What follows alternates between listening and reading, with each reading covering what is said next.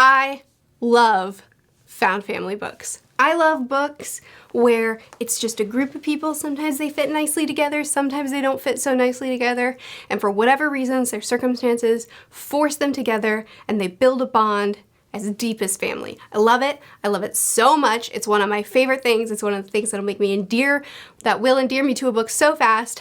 I figured I need to make a list. I need to make a video where we talk about some found family books in case you like the trope too. First up, we're just gonna go ahead and get some favorites out of the way that I talk about all the time, but they must be said here. The Lies of Locke Lamora, one of my favorite series of all time. I absolutely adore the series. This is a group of orphan boys that have been sold off to the thief maker. He trains kids up to be swindlers, thieves, con men, and they're a family. So it's them as kids and it's also them as adults, learning the trades through Father Chains, quite the mentor character, and also pulling off an elaborate heist as adults. And the sections where we flip back and forth between the then and the now, they always correlate, they always come together. We always learn something in the then that directly affects what's about to happen in the now, but also friendships. The entire crew is incredible, but also Locke and Jean. They are brothers. They are brothers. I love them.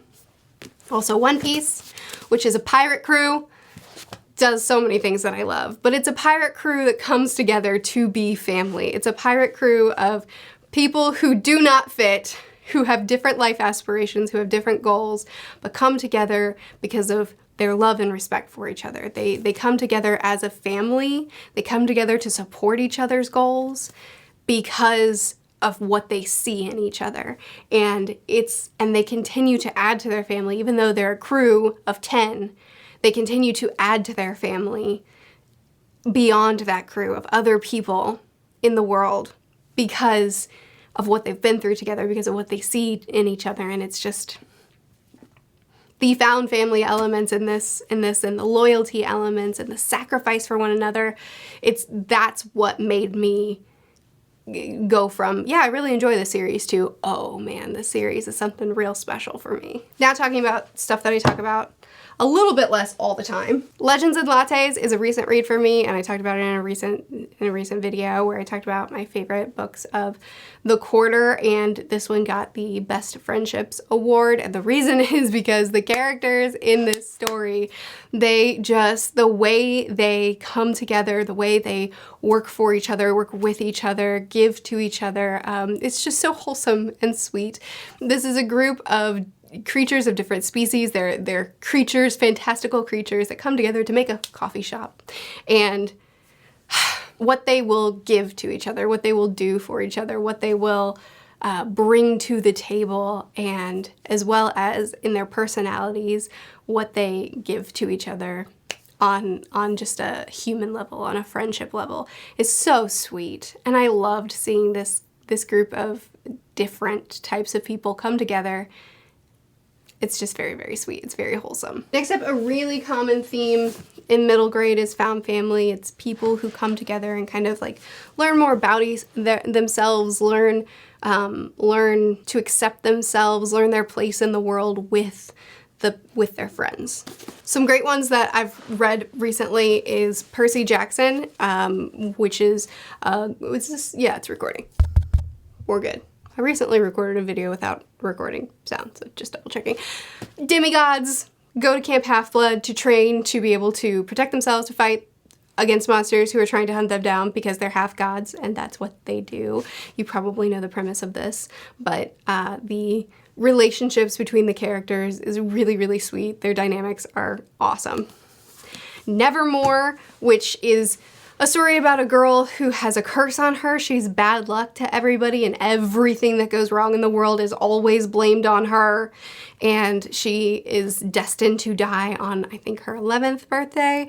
But then this wonderful man, just the best, he sweeps her away and takes her into this world where she has to compete in this competition in order to be accepted into the world, in order to be allowed to stay here. Turns out her gift is really very, very, very unique, but it's the relationship with Jupiter, with this guy that takes her in, and with his nephew, I think, and with her companions, her animal companions, and her friends that she meets throughout all of these trials that she has to face.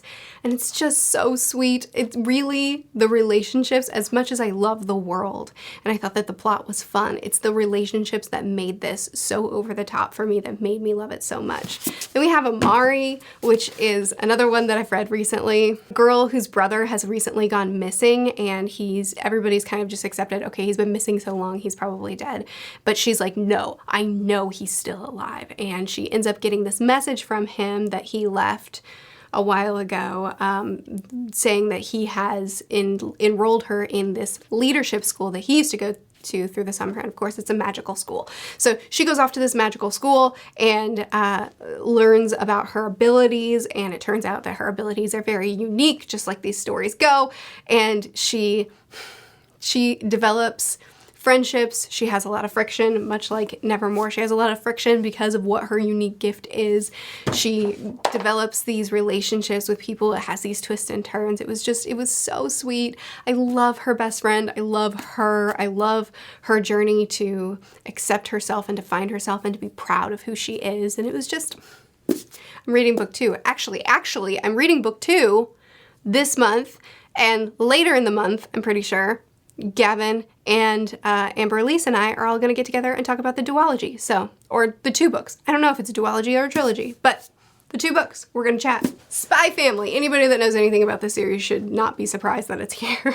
Spy Family is a story about a spy and an assassin who both have their own reasons for needing to have a cover family. The spy needs a kid to enroll in a school so that he can gain access to a person who otherwise he wouldn't be able to get access to.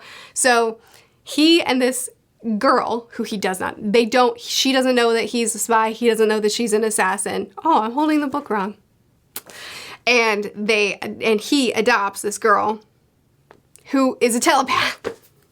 So they're all hiding things from each other, but at the end of the day, the telepath, the girl, she can read their minds. She can tell she knows that they're a spy and an assassin, but she's also a child, so her reaction to all of the things is basically either, oh my goodness, my mom just killed someone, or so cool. And those are the only 2 reactions I need from her. It's wonderful. But this group of people that do not fit and that should not work together and do not know enough about each other, they become their own wholesome family. They really, really just love each other. You know, they fall for each other, and it's so sweet, and it's so wholesome, and it's so funny, and it's so action-packed, and it just does all the things right. I have a video about the series. You should watch it because it's spoiler-free, and I tell you about all the reasons it's amazing. Also, I let my niece borrow this because she wanted to get into manga, and so she read it, and then she gave it to her sister, who is also my niece, and she loved it, and from here, she said, maybe I like books. I've tried to get her into books for so long, but she was like, maybe I do like books, and so she asked me for more books, and I gave her books, and now she reads books all the time. My other niece already did. I've already completely ruined her life, but now I've ruined them both. And Spy Family was the gateway. Just saying. A Man Called Ove, but really any Bachman. A Man Called Ove is a story about an old, grumpy man who just wants to be left alone. He is bitter and tired of the world and tired of people, and he just wants everybody to leave him alone because they're all annoying. But then he is forced into relationship with some of his neighbors, and he's forced to deal with them. And actually, it's wonderful. This is a story that is such a slow plot and that's so character focused that it's really hard for me to give you any kind of description of it because just about anything is a spoiler. But what I will tell you is that I did not expect going into this book. I expected it to be a Bachman, so I expected it to be a win. I did not expect to find such a strong found family. And it was so beautiful. And this book, it's not a surprise that it made me cry because it's what I do, but it made me sob in the best way. So I also have a review for this book. It is spoiler filled, so you would have to have read it, but I'm a mess. So if you want to see me break down, I guess you can go there. But really, any Bachman. Bachman's great at found family. In basically any book he writes incredible relationships. He writes people that are just being people and doing their best and finding each other, finding a place, finding a family. It's really wonderful. Next up, we have Hunter x Hunter. A lot of people lately have been noticing the googly eyes, so I guess I'll just address it. I have googly eyes places. They're on my laptops. They were on my phone for a little bit. They're on some of the spines of my books. And I'm very sorry, but they are also on Hunter x Hunter. They're on this journal. It's just, I was on a podcast. I had to sit still for a long period of time. There were googly eyes on the floor. What are you supposed to do? Anyway, Hunter x Hunter is a story of a young boy whose father has been absent in his life, and he's a pro hunter, which is like the most prestigious thing you can be. And this boy, gone, he goes off to become a hunter so that he can understand what it was that his father pursued. And he does. And along the way, in the hunter competition that he participates in, he makes friends. And it's really sweet, and it's really nice, and it's great. But as the story progresses, and as the story gets darker, and as a lot of things end up happening in this story, their friends, his friends, end up being the most essential part of his journey. They end up being what save him. They end up being what keep him sane. They end up being by his side in his darkest moments. And I really, really, really love the friendship element of the story. And it's not as wholesome all the time. Sometimes it's codependent. Sometimes it's selfish. Sometimes it's ugly. But I kind of loved that about that, because while it is very wholesome and it's a very loyal and giving friendship, it's also really, really wrong sometimes. And I really, really like that, because it looks like kids that are being protagonists in a fantasy series, which is always brutal. And it looks like them growing up and responding to it like a kid might, which isn't always pretty. And I really like that. Final book that we're going to talk about is a YA, and it's Raybearer. So Raybearer is a story about a girl who is kept in isolation by her mom, and she's barely talked to, she's barely touched, she's barely nothing. She gets nothing. And then finally her mom sends her out to try to become one of the council members for the prince, because he is about to get his council members, and a council member is someone that is like closer than close. Your minds end up being connected through the ray, and you have no secrets, and you are connected in a very, very intense way. And she is tasked to become one of the council members so that she can be in his inner circle so that she can kill him. And it's like a curse. Like it's like she has very little willpower in this whole situation. So anyway, Tarasai is a character that has lived her life with very little love and family and affection. And she enters into the situation of incredible family, of like incredible depth for her.